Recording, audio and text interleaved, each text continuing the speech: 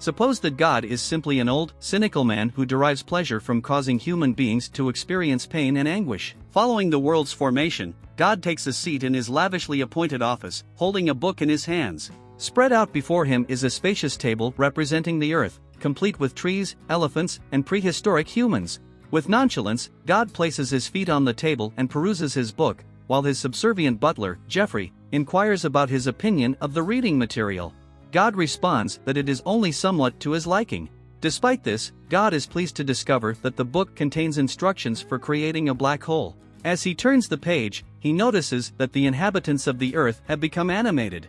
A primitive man has spent hours rubbing a stick against a rock, which God finds entertaining and endearing. But when the man finally manages to start a fire, God becomes irate, disliking the idea of the people becoming too self-sufficient.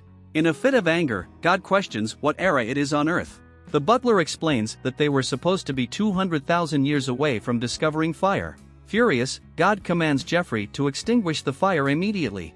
Without hesitation, the butler blows towards the crowd, who feel a strong gust of wind that puts out the flames.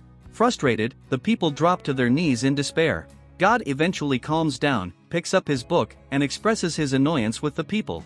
He then instructs Geoffrey to drive them into the cave, which the butler accomplishes by sweeping his hand across the ground and causing the elephants to move.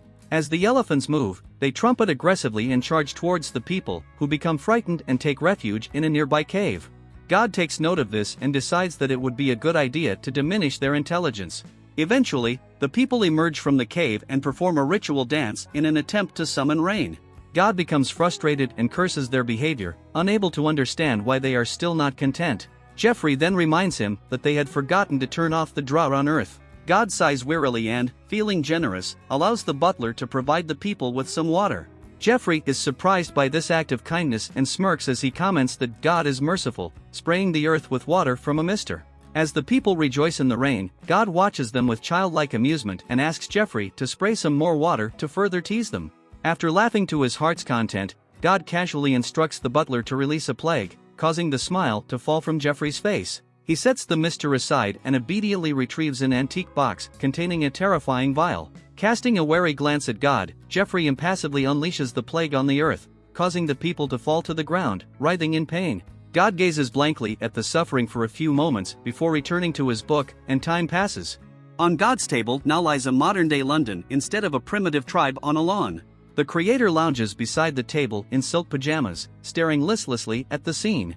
Geoffrey enters with a bottle of excellent wine from Lucifer and delivers another message from Satan, who suggests a way to fix things and invites God to go bowling with him. Paying little attention to Lucifer's message, God directs Geoffrey's attention to a tall building in the city. The butler identifies it as Ashley Tower, and God lazily rubs his eyes before ordering Geoffrey to set fire to it and the neighboring building. God wants to see what people will do, so Geoffrey takes a box of matches out of his pocket, lights one, and throws it at Ashley Tower. God rejoices and praises Geoffrey for the perfect hit, while listening cheerfully to the people's cries. He watches as people run to the roof of the building, trying to escape the fire, and warms his hands over the flames while mimicking the human cries for help. As police and fire trucks arrive at the scene, God asks Geoffrey what he thinks the people on the roof are thinking right now. The butler assumes they are thinking about their families and hoping to be rescued. The creator looks thoughtfully at the burning building and orders Geoffrey to send a twister or sucker at it. The butler suggests that God wants a tornado. Geoffrey points out that tornadoes are uncommon in the city. This only infuriates God, who insults people and expresses his frustration with their lack of progress in discovering other universes he created.